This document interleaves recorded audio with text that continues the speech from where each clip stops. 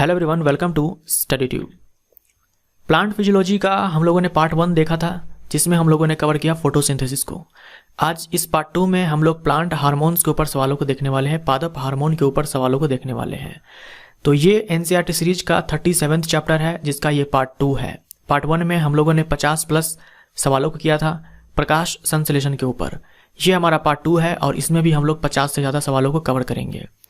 इस चैप्टर में हम लोग पादप हार्मोन के ऊपर सवालों को देखने वाले हैं और एक और छोटा सा टॉपिक है फोटोपीरियोडिज्म, उसके ऊपर सवालों को देखेंगे। तो प्लांट हार्मोन जो कि एक टॉपिक है चैप्टर प्लांट फिजियोलॉजी के अंदर। बाकी के जितने भी चैप्टर्स मैंने अपलोड किए हैं इस सीरीज के अंदर, आप उसे देखने के लिए हमारे चैनल के प्लेलिस्ट को चेक कर सकते हो। प्लांट हार्मोन्स, देखो ये चैप्टर बहुत ही आसान है, बहुत ही आसान है। इसमें आपको कुछ दिमाग लगाना ही नहीं है, केवल आपको रट्टा मारना है। प्लांट हार्मोन्स आपको 5 याद रखने हैं: ऑक्सिन, साइटोकाइनिन, जिबरलिन जिसे जिबरलिक एसिड भी बोलते हैं, इथाइलिन और एब्सिसिक एसिड।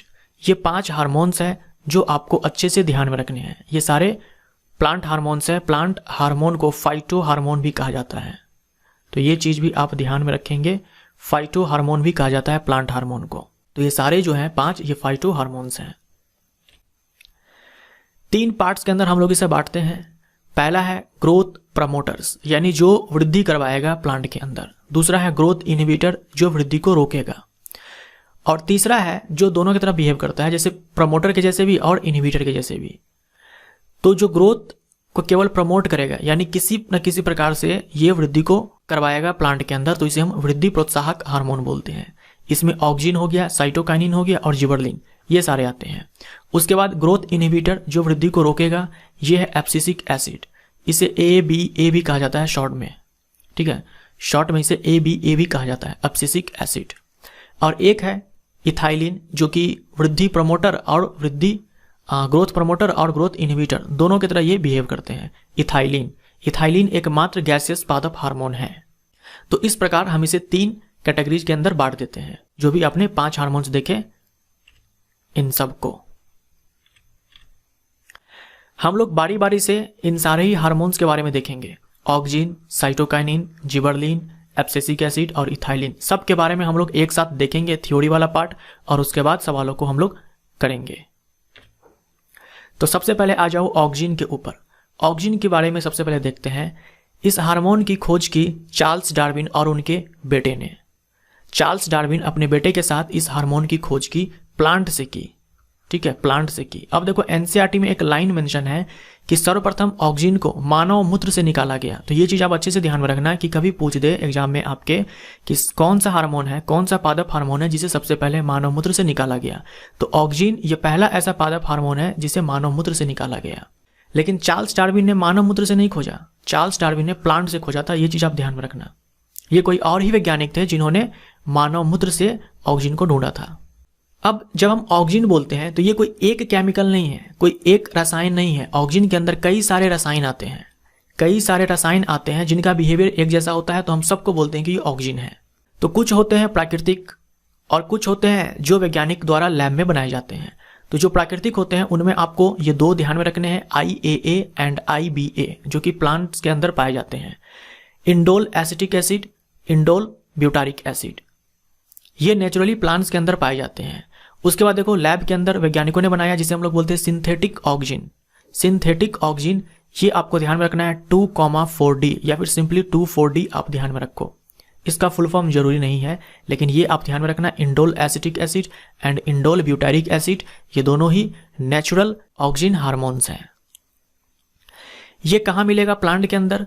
ये प्लांट के अंदर मिलेगा रूट के टिप पे और शूट के टिप पे। जो मूल होती है तो मूल के टिप पे और जो तना होता है उसके टिप पे। तो ये मूल को नीचे की ओर वृद्धि करवाएगा और इस तना को ऊपर की ओर वृद्धि करवाएगा। तो हम इसे ऐसे भी बोलते हैं कि जो ऑक्सिन हार्मोन है ये जियोट्रोपिज्म को प्रमोट करता है और फोटोट्रोपिज्म को भी प्रमोट करता है। फोटोट्रोपिज्म को भी प्रमोट करता है। फोटोट्रोपिज्म का मतलब ये हो गया कि प्रकाश की दिशा में, और जियोट्रोपिज्म यानी कि ग्रेविटी के डायरेक्शन में। तो फोटोट्रोपिज्म और जियोट्रोपिज्म को प्रमोट करता है कौन? Auxin hormone. कहाँ मिलेगा? तो स्टेम या फिर बोल दो शूट के टिप पे, प्ररोह के शिखर पे और मूल के शिखर पे। एपेक्स वाले पार्ट पे, रूट एंड स्टेम के एपेक्स वाले पार्ट पे। यहाँ इस हार्मोन का कार्य लिखा हुआ है, जो भी फंक्शंस होते हैं इस हार्मोन के वो सारे लिखे हुए हैं। सबसे पहला है देखो, तनों के कटिंग में, जड़ फूटने में सहायता करता है, यानी कि rooting in stem cutting. Rooting in stem cutting, मान लो कोई प्लांट है, उस प्लांट का ये स्टेम को काट दिया गया। इस प्लांट, कोई प्लांट है, इसके स्टेम को यहाँ पर काट दिया गया और यहाँ पर ऑक्सीजन को अप्लाई किया गया। यहाँ पर ऑक्सीजन देने से क्या होता है कि इनमें जड़ें जो है जल्दी निकल जाती है। यही लिखा हुआ है कि जो कटा हुआ तना होता है उनमें जड़ निकालने के लिए इस ऑक्सीजन का इस्तेमाल किया जाता है। जो पाइन एप्पल होता है, अनानास, उनमें ये फ्लावरिंग को बढ़ा देता है, यानी उनमें पुष्प जो है जल्दी आए, उसके लिए ये ऑक्सीजन प्रमोट करता है। प्लांट के अंदर जो पुरानी और परिपक्व पत्तियां होती है, जो पुरानी और परिपक्व पत्तियां होती हैं, जो पुरानी और परिपक्व फल होता है, उनको ये गिरवा देता है। विल्गन यानी कि एब्सिसन, एब्सिसन को बढ़ावा देता है, यानी जो पुरानी और परिपक्व पत्तियां हैं उसको प्लांट से गिरवा देता है और फलों को भी गिरवा देगा। जो फल मैच्योर हो चुका है, जो फल ओल्ड हो चुका है, उसको ये गिरवा देगा। लेकिन जो यंग लीफ होगा, जो यंग लीफ होगा, जो यंग फ्रूट होगा, उनको ये प्लांट पर बनाए रखेगा, यानी गिरने से बचाएगा। इनका ये अब्सिशन नहीं होने देगा। उच्च पादपों में शिखाग्र प्राधान्यता को बढ़ावा देते हैं। एपाइकल डोमिनेंस या फिर एपिकल डोमिनेंस, आप जैसे चाहो बोल सकते हो। एपिकल डोमिनेंस या फिर एपाइकल डोमिनेंस, इसको ये प्रमोट करता है। एपाइकल डोमिनेंस क्या होता है, यहाँ आप समझिए कि ये कोई प्लांट है, ये कोई प्लांट है, तो आप जानते हो कि प्लांट के टिप पे ये जो शूट होगा, इसके टिप पे ऑक्सीजन होगा, ये वाला हार्मोन होगा। अब ये हार्मोन क्या करवाता है, ये हार्मोन इस टिप पे प्रेजेंट है तो ये ग्रो करवाएगा इसको ऐसे ऊपर की ओर। तभी तो मैंने कहा ना यहाँ पर कि ये फोटोट्रोपिज्म को बढ़ावा देता है, तो ये इस टिप को ग्रो करवाएगा।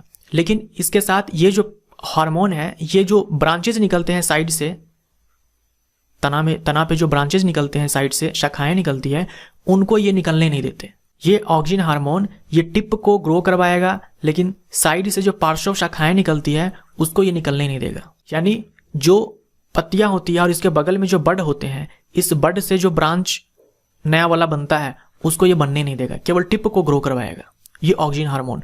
तो इसे हम बोलते हैं एपाइकल डोमिनेंस। एपाइकल यानी कि एपेक्स, शिखर, और डोमिनेंस यानी कि दबदबा, यानी कि ये शिखर को ग्रो करवाएगा, शिखर का दबदबा बना करके रखेगा और साइड वाली जो ब्रांचेज होती है उसको ये हार्मोन निकलने नहीं देता है। इसी को एपाइकल डोमिनेंस कहते हैं।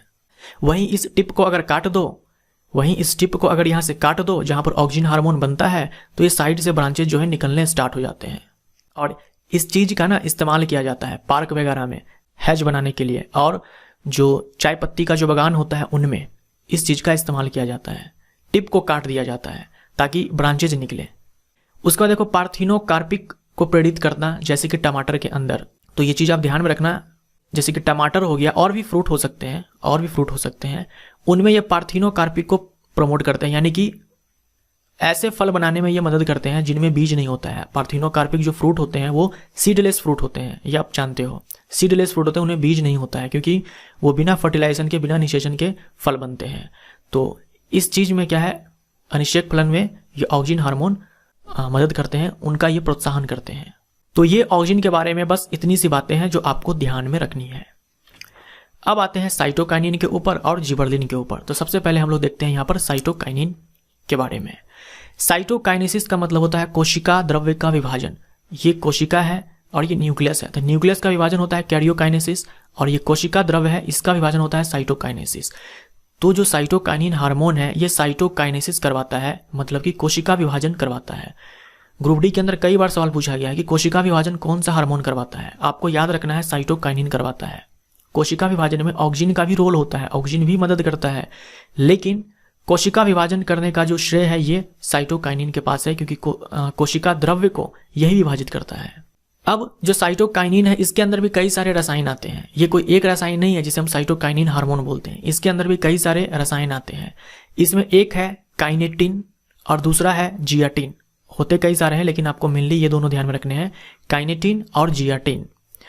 तो साइटोकाइनिन हार्मोन को सबसे पहले प्राप्त किया गया था काइनेटिन के रूप में, और कहां से, हैरिंग मछली के शुक्राणु से। हैरिंग मछली के शुक्राणु से। तो कभी आपसे पूछे कि कौन सा ऐसा हार्मोन है जिसे ढूंढा गया था मछली के शुक्राणु से, तो आपका आंसर होगा साइटोकाइनिन। ये जो काइनेटीन है ये पौधों में प्राकृतिक रूप से नहीं पाया जाता। देखो है तो ये प्लांट हार्मोन, लेकिन ये प्लांट के अंदर नेचुरली नहीं पाया जाता। बट हम इसे प्लांट हार्मोन इसलिए बोलते हैं क्योंकि प्लांट में ग्रोथ करवाता है, वृद्धि करवाता है।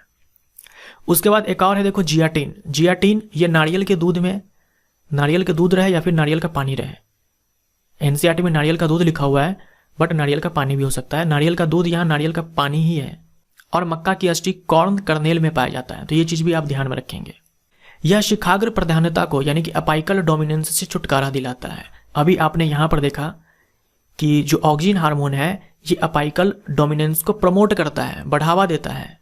यानी ये जो ऑक्सिन हार्मोन है ये टिप को ग्रो करवाएगा, साइड से ब्रांचेज नहीं निकलने देगा। इसके ठीक उल्टा काम करता है इस मामले में साइटोकाइनिन। साइटोकाइनिन जो हार्मोन है ये ब्रांचेज को निकलवाएगा। जो ऑक्सिन हार्मोन काम कर रहा है इसके ठीक उल्टा ये काम करेगा, अपाइकल डोमिनेंस को ये कम करेगा। ऐसा नहीं है कि शूट को ग्रो करवाएगा, ये टिप को ग्रो करवाएगा, ये साइड से ब्रांचेज निकलवाएगा। तो इस मामले में ये ऑक्सिन के ठीक उल्टा काम करता है।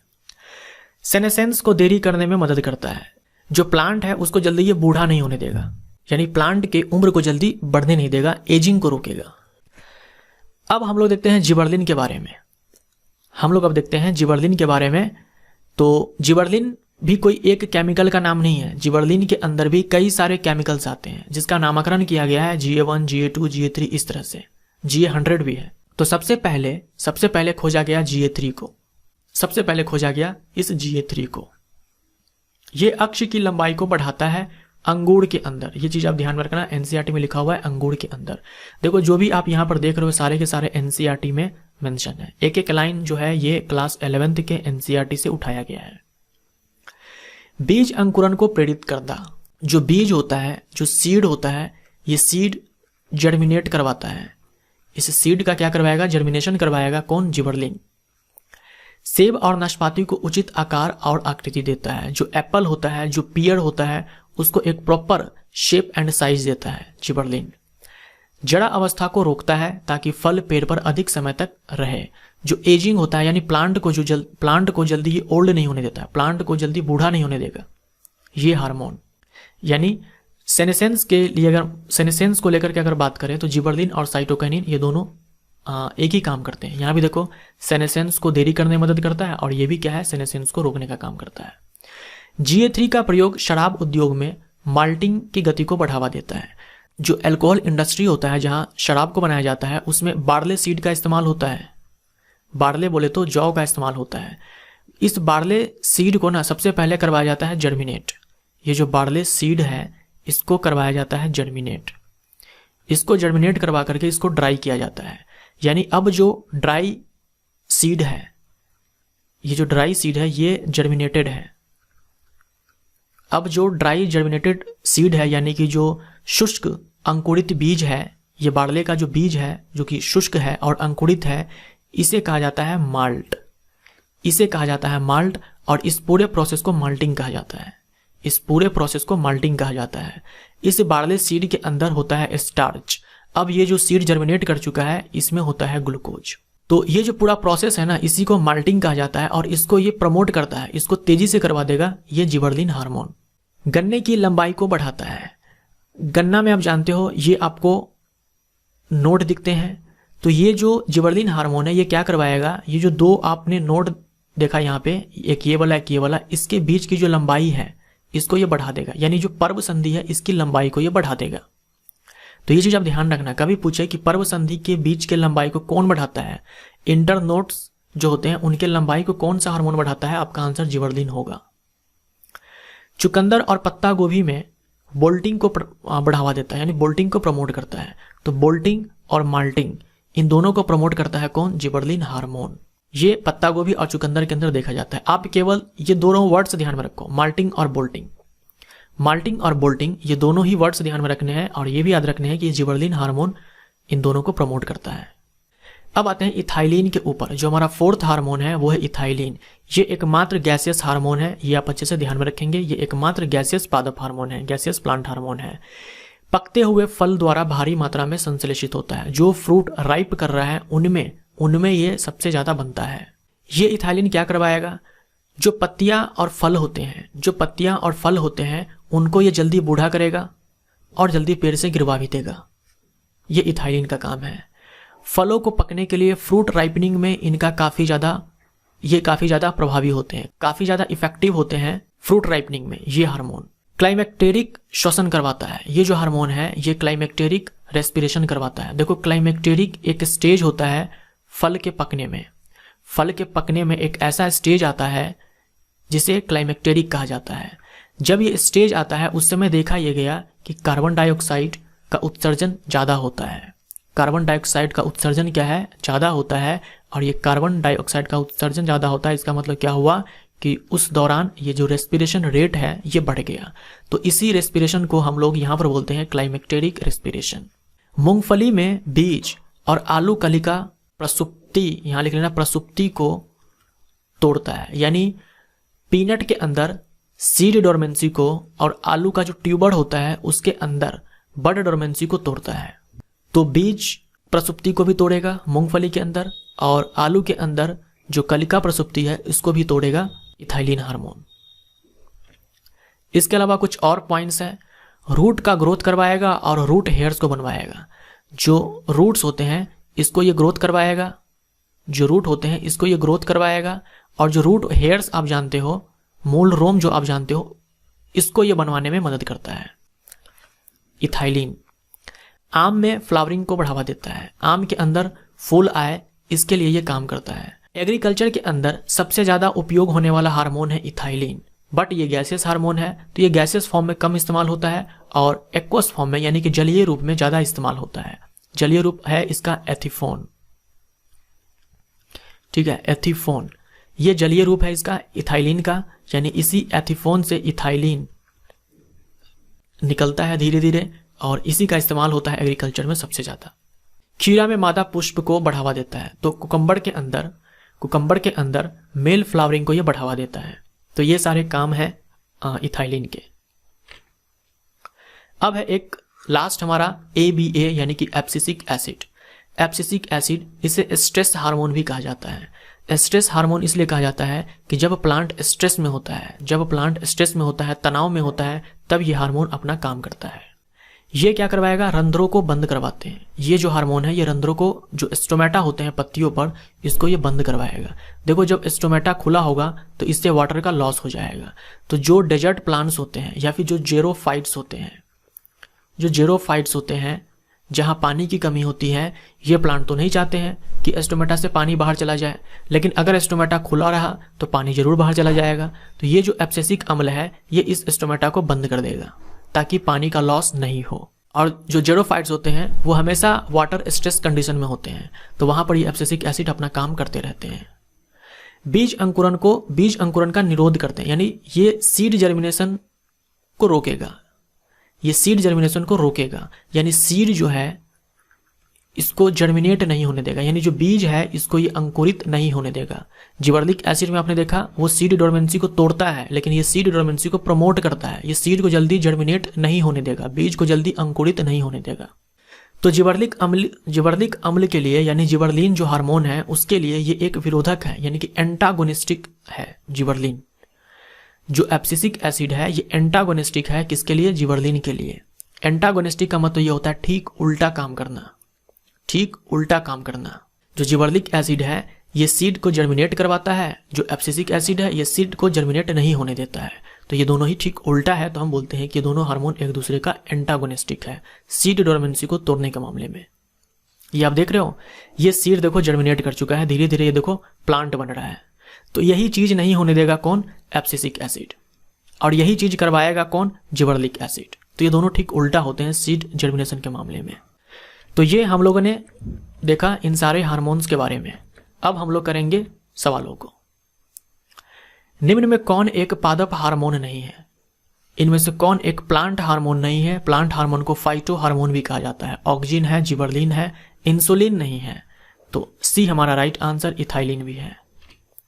निम्न में कौन एक वृद्धि प्रोत्साहक हार्मोन है, ग्रोथ प्रमोटर हार्मोन है, जो वृद्धि करवाएगा, ऑक्सिन करवाएगा, जिबरलिन करवाएगा, साइटोकाइनिन भी करवाएगा। सी हमारा राइट आंसर। निम्न में कौन एक वृद्धि रोधक हार्मोन है? ग्रोथ इनहिबिटर हार्मोन है जो वृद्धि को रोकेगा। ये कौन सा है? एब्सिसिक अम्ल, एब्सिसिक एसिड। ए हमारा राइट आंसर। यहां पर बी था, चलो कोई बात नहीं, बी सी डी ई है तो हमारा आंसर यहां पर बी हो जाएगा। निम्न में कौन सा हार्मोन वृद्धि रोधक और वृद्धि प्रोत्साहक दोनों की तरह कार्य करता है? यह है इथाइलिन, बी हमारा राइट आंसर। एकमात्र गैसीय पादप हार्मोन कौन सा है? एकमात्र गैसीय पादप हार्मोन है इथाइलिन। निम्न में कौन प्राकृतिक ऑक्सीन नहीं है? नेचुरल ऑक्सीन के अंदर मैंने आपसे कहा कि आपको याद रखना है AIAA और IBA, यानी कि इंडोल एसिटिक एसिड और इंडोल ब्यूटारिक एसिड। तो indole acetic acid, indole butyric acid, ये दोनों ही नाम आप अच्छे से ध्यान में रखना। हमसे पूछा है कौन नेचुरल ऑक्सीन नहीं है, तो 2,4-D ये भी ऑक्सीन है बट ये सिंथेटिक है, यानी कि संश्लेषित है, प्रयोगशाला में इसे बनाया जाता है। ये दोनों है नेचुरल ऑक्सीन्स। डैश सबसे पहले मानव मूत्र से निकाला गया, तो ऑक्सीन को सबसे पहले मानव मूत्र से निकाला गया। पादप के किसी भाग में ऑक्सीन हार्मोन संश्लेषित होता है, तो रूट के टिप पे और शूट के टिप पे। रूट के टिप पे रूट को ग्रो करवाएगा जमीन के अंदर, यानी कि जियोट्रोपिज्म को बढ़ावा देगा, और शूट के टिप को ग्रो करवाएगा ऊपर की ओर, यानी कि फोटोट्रोपिज्म को बढ़ावा देगा। तो ए हमारा राइट आंसर, तने और मूल के शीर्ष में। नोड के पास कौन होता है? ये जो नोड होते हैं, इन नोड के पास होता है जिबरलिन, इन नोड के पास होता है जिबरलिन। वृद्धि करती अग्रस्त कलिका पार्श्व कलियों की वृद्धि को अवरोधित करते हैं, जिसे डैश कहते हैं। इसे अपाइकल डोमिनेंस कहते हैं। देखो, जो बड होते हैं वो दो प्रकार के होते हैं। एक बड होता है यहाँ एपेक्स पे, यानी कि शिखर पे, और दूसरा बड होता है पत्ती के जो साइड एक्जिल में होता है यहाँ। तो ये हो गया एपिकल बड, और ये हो गया आपका ये एपिकल बड, और ये होता है एक्जिलरी बड। एक्जिलरी बड, जब ये एपिकल बड खुद ग्रो करे और इसको ग्रो ना होने दे, जब ये एपिकल बड ग्रो करे और ये वाला बड ग्रो ना करे, इसे बोलते हैं अपाइकल डोमिनेंस। तो ये काम कौन करवाता है? ऑक्सीन हार्मोन करवाता है। ऑक्सीन हार्मोन इस अपाइकल बड को क्या करवाएगा? यहां से ग्रो करवाएगा ऊपर की ओर, लेकिन इस एक्सिलरी बड को ग्रो नहीं करवाएगा, यानी ब्रांचेज नहीं निकलने देगा ये हार्मोन, लेकिन इस टिप को ग्रो करवाएगा ऊपर की ओर, इस शिखर को ऊपर की ओर वृद्धि करवाएगा। ये होता है अपाइकल डोमिनेंस। तो यहां पर लिखा हुआ है कि जो ग्रोइंग अपाइकल बड होते हैं, जो ग्रोइंग अपाइकल बड होते हैं, ये इनहिबिट करते हैं लैटरल बड को, यानी कि साइड वाला बड को, एक्सिलरी बड को। इस फेनोमेनन को, इस घटना को क्या बोलते हैं? इस घटना को अपाइकल डोमिनेंस कहते हैं। तो जो ऑक्सीन हार्मोन होता है ये अपाइकल डोमिनेंस को बढ़ाता है, और जो साइटोकाइनिन होता है ये अपाइकल डोमिनेंस को कम करता है। यानी हम बोल सकते हैं कि इसके मामले में ये जो ऑक्सीन है और साइटोकाइनिन है ये एंटागोनिस्टिक है एक दूसरे के। ऑक्सीन हार्मोन का मुख्य कार्य क्या है? अनिषेक फलन को प्रेरित करना, सही है। कोशिका विभाजन में मदद करना। देखो, कोशिका विभाजन कौन करवाता है? आंसर आपका साइटोकाइनिन होगा, क्योंकि साइटोकाइनेसिस करवाता है, कोशिका द्रव्य को विभाजित करवाता है। लेकिन ऑक्सीन भी मदद करता है। ऑक्सीन भी क्या करवाता है? इसमें मदद करता है, ये कोशिका के साइज को बढ़ाता है। कोशिका विभाजन से पहले कोशिका में वृद्धि होता है, उसके आकार में वृद्धि हुआ और तब जाकर के ये दो पार्ट्स में बढ़ते हैं। तो ये काम ऑक्सीन ने किया और उसके बाद ये वाला काम साइटोकाइनिन ने किया। ऐसे आप ध्यान में रख सकते हो। ये शाकनाशी के रूप में इसका इस्तेमाल होता है। जो आपने देखा 2,4-D, इसका इस्तेमाल किया जाता है शाकनाशी के रूप में, विडीसाइड के रूप में। जो द्विबीजपत्री होते हैं, जो डाइकॉट्स होते हैं, डाइकॉट्स के बीड को ये मारता है ऑक्सीन हार्मोन, वो भी कौन सा? 2,4-D। तो इनमें से सभी हमारा राइट आंसर। किस हार्मोन के कारण पादप प्रकाश की ओर झुक जाता है? काफी सारे सवाल पूछे गए थे ग्रुप डी के अंदर, ये वाले आपका आंसर ऑक्सीन हो जाएगा। यहां देखिए, ये टिप को दिखाया गया है, जो शूट का टिप होता है, प्ररोह का जो शिखर होता है, उसका ये पिक्चर यहां पे दिखाया गया है। यहां देखो दिखाया गया है इस तरह से कि इनमें क्या है? ऑक्सीन्स है, ऑक्सीन के मॉलिक्यूल्स हैं, यानी ऑक्सीन हार्मोन देखो यहां समान रूप से इसमें फैला हुआ है। होता यह है कि जब सूर्य का प्रकाश इस पे पड़ता है, जब सूर्य का प्रकाश इस पे पड़ता है तो ये सारे जो ऑक्सीन्स हैं, ये सारे जो ऑक्सीन्स हैं जो अभी समान रूप से फैले हुए हैं, ये सारे चले जाते हैं किधर, जिधर सूर्य का प्रकाश नहीं पहुंच पा रहा है, यानी इधर सूर्य का प्रकाश यहाँ पे पहुंच रहा है, इधर नहीं पहुंच रहा है, तो सारे ऑक्सीजन जो है ये विसरित हो जाते हैं, डिफ्यूज कर जाते हैं एक साइड जिधर छाया है। और ऑक्सीजन हार्मोन क्या करवाता है, ये सेल के साइज को इंक्रीज करवाता है, कोशिका की लंबाई को बढ़ाता है। क्योंकि सारे के सारे ऑक्सीजन इस साइड चले आए हैं, तो यहाँ पर जो भी कोशिकाएं हैं इनमें वृद्धि हो जाती है, यानी इनमें इलोंगेशन हो जाता है। ठीक है, इनमें इलोंगेशन हो जाता है, यानी इस प्रकार से इलोंगेशन हो जाता है। यही कारण है कि इधर वाली कोशिकाएं इलोंगेट नहीं होती है, इनकी लंबाई नहीं बढ़ती है, इधर वाली कोशिकाएं इनकी लंबाई बढ़ जाती है, जिससे ये ऐसे बेंड कर जाता है, ये जो टिप होता है ये बेंड कर जाता है। तो सेल इलोंगेशन के कारण देखो ये ऐसे बेंड कर जाता है। तो डी हमारा राइट आंसर। निम्न में से किसका उपयोग मालियों द्वारा शाक मुक्त लोन तैयार करने में किया जाता है। हमें एक लोन बनाना है, वो भी शाक मुक्त, यानी उनमें वीड्स नहीं होने चाहिए। तो मान लीजिए ये एक लोन बनाना है जिसके अंदर हम चाह रहे हैं कि केवल घास हो, घास का लोन, केवल घास हो। और यहाँ पर मान लीजिए कोई द्विबीजपत्री के पत्तियां हैं, जो द्विबीजपत्री पादप होते हैं वो यहाँ पर ग्रो कर रहे हैं और उनकी ये पत्तियां हैं। हम चाहते हैं कि ये ना रहे, केवल घास रहे। तो यहाँ पर ना 2,4-D यानी ये जो ऑक्सीजन, सिंथेटिक ऑक्सीजन है, इसका इस्तेमाल किया जाता है। इस वाले ऑक्सीजन को इस पे डाल दिया जाएगा तो ये नष्ट हो जाएगा। तो 2,4-D ये विडीसाइड है, ये विडीसाइड है, शाकनाशी है।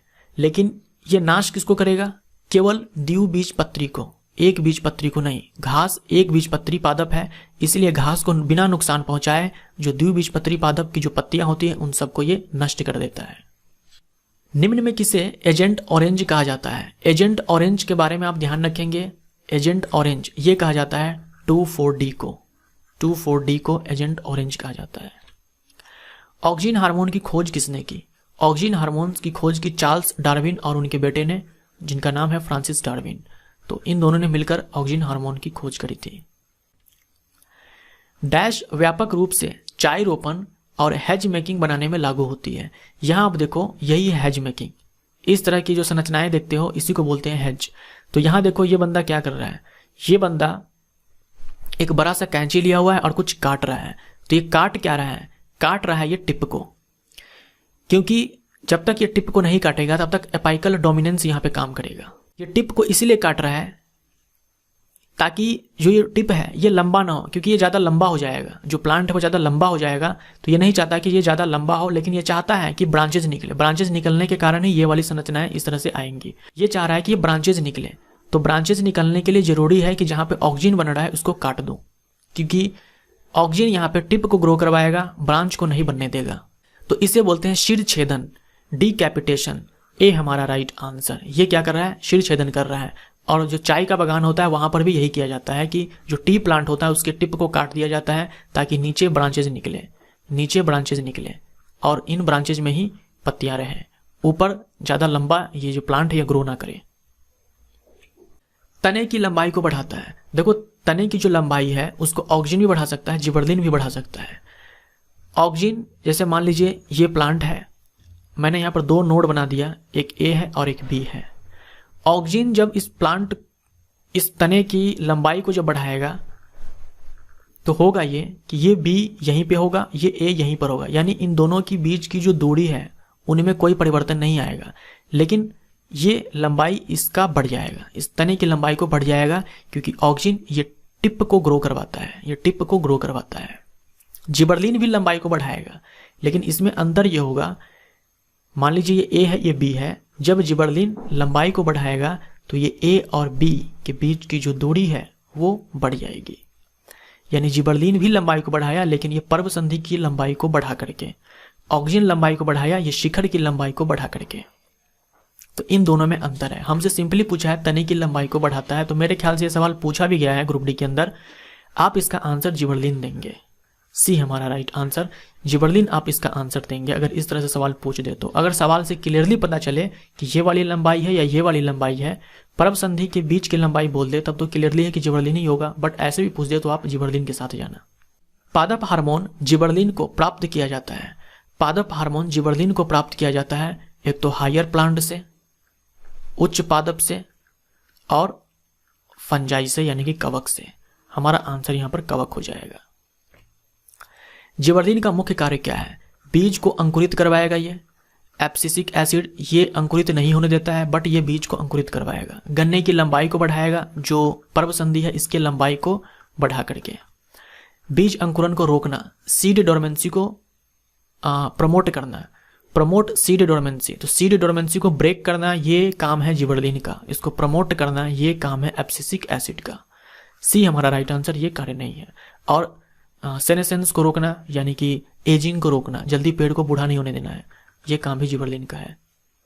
तो हमारा आंसर यहाँ पर केवल सी हो जाएगा। कौन से दो हार्मोन बीज अंकुरन के निरोध के लिए एक दूसरे के ठीक उल्टा काम करते हैं? सीड डोरमेंसी को लेकर के एक दूसरे को एंटागोनिस्टिक है, एक दूसरे के एंटागोनिस्टिक है, ये है डी। जिबरेलिक अम्ल जो कि बीज को अंकुरित करवाएगा, और एब्सिसिक अम्ल जो कि बीज अंकुरित नहीं होने देगा। निम्न में से किसे पादपों में तनाव हार्मोन कहा जाता है, स्ट्रेस हार्मोन कहा जाता है? एब्सिसिक एसिड को। ये हमारा राइट आंसर। 2,4-D क्या है? ये एसएससी का पूछा हुआ सवाल है। 2,4-D ऑक्सीजन हार्मोन है, सिंथेटिक ऑक्सीजन है, और इसका इस्तेमाल विडिसाइड के रूप में किया जाता है, शाक नाशी के रूप में किया जाता है। ये शाक नाशक है, और वो भी किसका? जो द्विबीज पत्री होते हैं, ठीक है, जो द्विबीज पत्री शाक होते हैं उनको ये नाश करता है 2,4-D।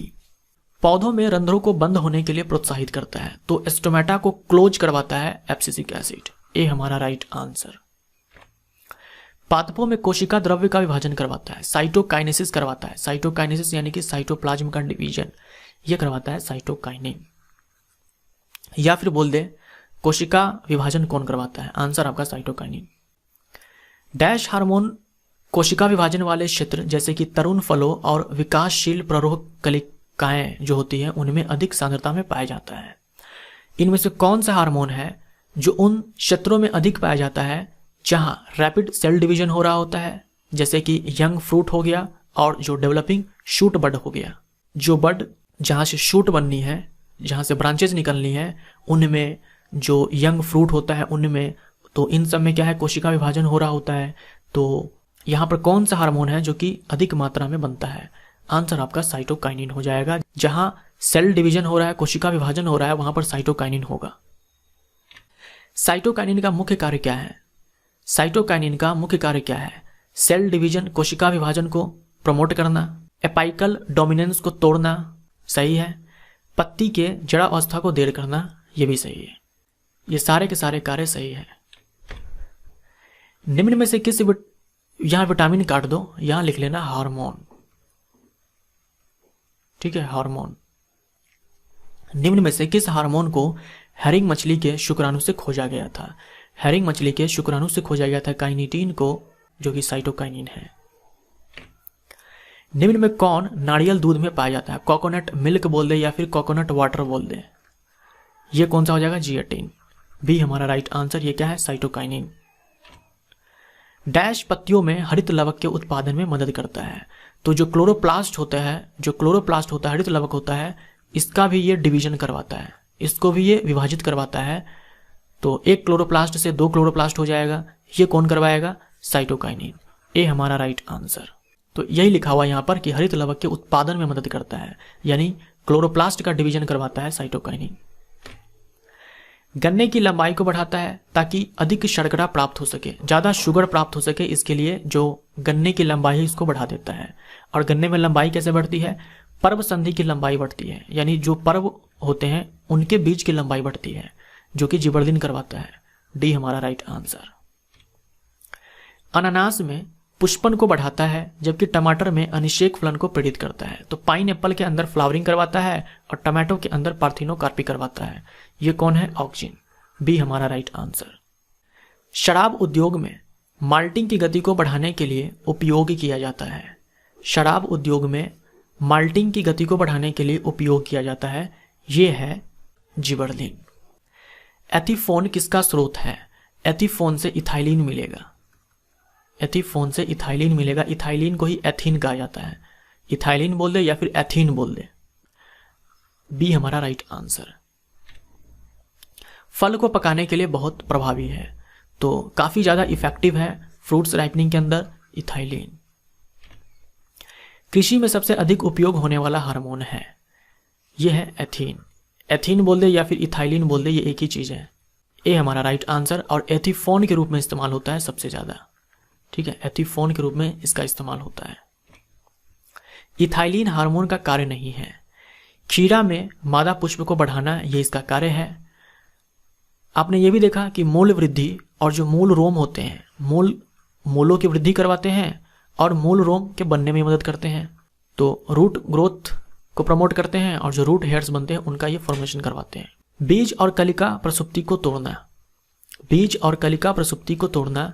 बीज आपने देखा जो मूंगफली है उसके अंदर बीज को अंकुरित करवाना, और जो आलू है उसके अंदर बड डोर्मेंसी को तोड़ना, ये इथाइलिन का काम है। सेल डिवीजन करवाना ये साइटोकाइनिन का कार्य है, ये इसका कार्य नहीं है, इथाइलिन का नहीं है। पकते हुए फल द्वारा भारी मात्रा में संश्लेषित होता है, पकते हुए फल द्वारा भारी मात्रा में बनता है इथाइलिन। निम्न में कौन सा हार्मोन क्लाइमेक्टेरिक श्वसन के लिए उत्तरदायी है? क्लाइमेक्टेरिक श्वसन के लिए उत्तरदायी है। क्लाइमेक्टेरिक श्वसन के दौरान जो कार्बन डाइऑक्साइड का उत्सर्जन है वो ज़्यादा हो जाता है, ये होता है इथाइलिन के कारण। पत्तियों और फूलों में जड़ा अवस्था और विलगन को बढ़ाता है, यानी पत्तियों और फूलों को जल्दी बूढ़ा भी करता है और पेड़ से जल्दी गिरवा भी देता है, ये है इथाइलिन। डैश को तनाव हार्मोन भी कहा जाता है, ये कहा जाता है किसको? जिबरलिन नहीं, ABA को।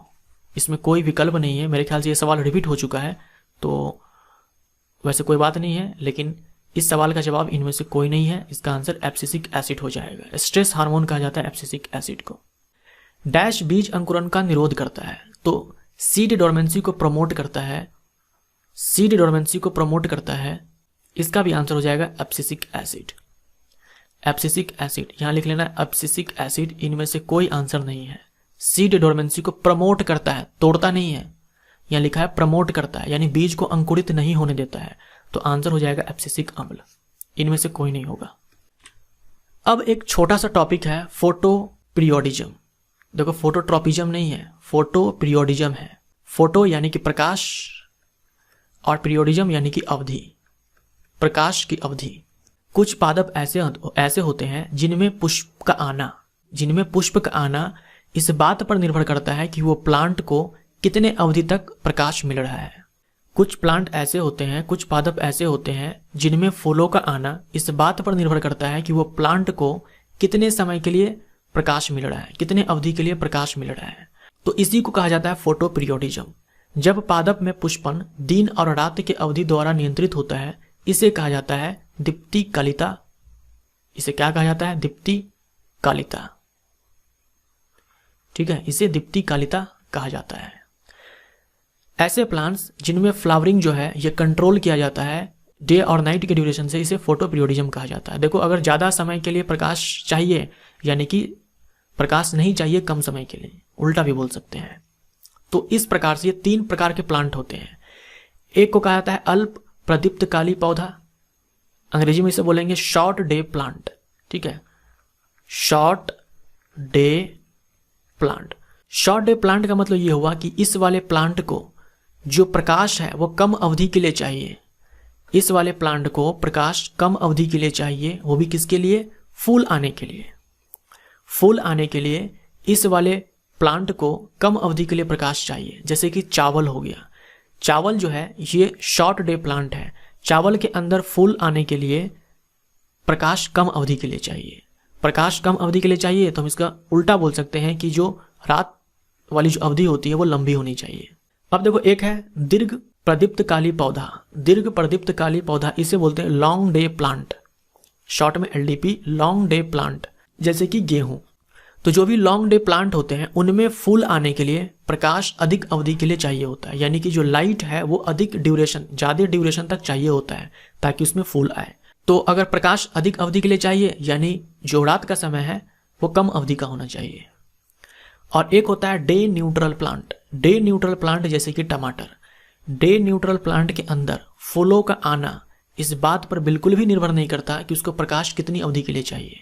इन दोनों के अंदर तो समझ में आया, इसको कम अवधि के लिए प्रकाश चाहिए, इसको अधिक अवधि के लिए चाहिए।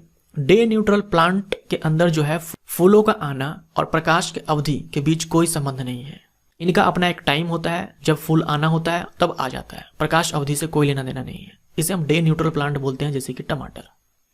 जब पादप में पुष्पन दिन और रात के अवधि द्वारा नियंत्रित होता है, इसे कहा जाता है फोटोपीरियोडिज्म। फोटोपीरियोडिज्म। निम्न में कौन अल्प प्रदीप्त काली पौधा है? कौन शॉर्ट डे प्लांट है? शॉर्ट डे प्लांट है राइस, बी हमारा राइट आंसर। अब है कौन है लॉन्ग डे प्लांट? ये है गेहूं। नेक्स्ट है कौन है डे न्यूट्रल प्लांट जिसको प्रकाश की अवधि से कोई मतलब नहीं है फुलाने के लिए? ये है टमाटर। निम्न में कौन सा एक हार्मोन प्रदीप्त काल में पुष्पन के लिए जिम्मेवार है? कौन सा हार्मोन है? आपने 5 हार्मोन पढ़ा, ऑक्सिन पढ़ा, साइटोकाइनिन पढ़ा, जिबरलिन पढ़ा, उसके बाद आपने इथाइलिन पढ़ा, उसके बाद आपने ABA पढ़ा, ये 5 पढ़ा। अब देखो एक हार्मोन है, वैज्ञानिकों का मानना है कि ऐसा है, एक्चुअल में है या नहीं है ये नहीं मालूम। तो एक हाइपोथेटिकल हार्मोन है, NCERT में भी लिखा हुआ एक हाइपोथेटिकल हार्मोन है फ्लोरिजन। सी हमारा राइट आंसर। पत्तियों में जो एक परिपक्व पत्ती होती है उनमें एक पिगमेंट होता है जिसे फाइटोक्रोम कहा जाता है। ये कौन सा पिगमेंट है? ये है फाइटोक्रोम यानी कि कलर्ड पिगमेंट, फाइटोक्रोम। ये जो फाइटोक्रोम पिगमेंट है ये रेड लाइट और फार रेड लाइट के लिए काफ़ी ज़्यादा सेंसिटिव होता है। ये जो फाइटोक्रोम पिगमेंट है ये रेड लाइट और फार रेड लाइट कौन सा होता है? देखिए जो रेड लाइट होता है ना उसके ठीक बाद आता है इंफ्रारेड। रेड लाइट के जस्ट बाद आता है इंफ्रारेड। तो इंफ्रारेड से ठीक पहले वाला जो वेवलेंथ होता है लाइट का उसे हम लोग इंफ्रारेड बोलते हैं, फार रेड बोलते हैं। जैसे ये हो गया हमारा विविग्योर, तो विविग्योर में ये रेड है और ये पूरा हमारा विजुअल लाइट कहलाता है। विजुअल के बाद हमारा इंफ्रारेड आता है। तो इंफ्रारेड से ठीक पहले वाला जो लाइट है उसे हम लोग फार रेड लाइट बोलते हैं। तो इस प्रकाश को लेकर के ये फाइटोक्रोम पिगमेंट ये काफ़ी ज़्यादा सेंसिटिव होता है। तो जो भी ऐसे प्लांट होते हैं जो फोटोपीरियोडिज्म पर निर्भर करते हैं उनमें क्या होता है कि जब लाइट इस फाइटोक्रोम पर गिरता है तो ये फाइटोक्रोम इस पत्ती में ही एक हार्मोन बनवाता है फ्लोरिजन, और यही फ्लोरिजन है जो आगे चल करके फ्लावरिंग करवाएगा। तो फाइटोक्रोम कहाँ मिलेगा? पत्ती में। फ्लोरिजन कहाँ मिलेगा? पत्ती में। फ्लोरिजन संश्लेषित होता है, सिंथेसाइज होता है लीफ में। SSC में यहां से सवाल पूछा जा चुका है। फाइटोक्रोम पाया जाता है, ये भी लीफ में, वो भी फ्लावरिंग प्लांट के अंदर। फाइटोक्रोम ही है जो फ्लावरिंग करवाएगा, फाइटोक्रोम फ्लोरिजन बनवाएगा, फ्लोरिजन फिर फ्लावरिंग करवाएगा। तो फ्लावरिंग प्लांट में फाइटोक्रोम शामिल होता है। फाइटोक्रोम किस में शामिल होता है? फोटोपीरियोडिज्म में। सी हमारा राइट आंसर, फोटोपीरियोडिज्म में। डैश रंग के प्रकाश के लिए फाइटोक्रोम संवेदनशील है। किस कलर के प्रकाश के लिए फाइटोक्रोम संवेदनशील है? यह है रेड एंड फार रेड, लाल और दूर लाल। फाइटोक्रोम का उपयोग किया जाता है ओनली फ्लावरिंग, केवल पुष्पन के लिए, केवल बीज अंकुरन के लिए, पुष्पन और बीज अंकुरन के लिए। तो आप ध्यान में रखेंगे, ये हो जाएगा हमारा आंसर। जो फाइटोक्रोम है ये फ्लावरिंग के लिए, साथ साथ सीड जर्मिनेशन में भी इसका रोल होता है। सीड जर्मिनेशन में भी इनका रोल होता है फाइटोक्रोम पिगमेंट का, और फ्लावरिंग में भी होता है। तो ये दोनों आप ध्यान में रखना। अधिकांश पादप मौसमी होते हैं। जो मोस्ट ऑफ द प्लांट्स होते हैं वो सीजनल होते हैं फोटोपीरियोडिज्म के कारण, प्रकाश के अवधि के कारण। डी हमारा राइट आंसर। कौन से रंग का प्रकाश पुष्पन के लिए सबसे अच्छा है, फ्लावरिंग के लिए बेस्ट है? ये हो जाएगा हमारा लाल, रेड, क्योंकि ये रेड है जो कि फाइटोक्रोम को एक्टिवेट करेगा। फाइटोक्रोम क्या है? फाइटोक्रोम है क्रोमोप्रोटीन। ठीक है, क्रोमोप्रोटीन। क्रोमो मतलब होता है